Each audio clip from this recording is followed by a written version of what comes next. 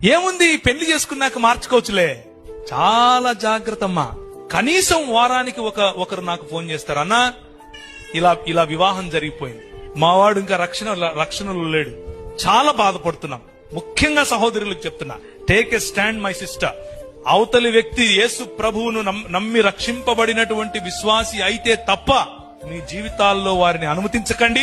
మీ పెద్దల ప్రెషర్ అయినా సరే, మీ కులం యొక్క ప్రెషర్ అయినా సరే, వారితో మాట్లాడండి. కానీ ఇలాంటి దేవుని వాక్య విరోధమైనటువంటి వాటిని మీ జీవితంలో అనుమతించకండి. Same thing with young boys, యవనులు.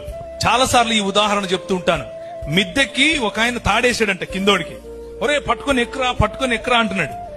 ఎక్కేవాడు గుంజితే పైనోడు పడతాడా, లేకపోతే కిందున్నోడు పైనున్నోడు గుంజితే కిందోడు పైకి వస్తాడా?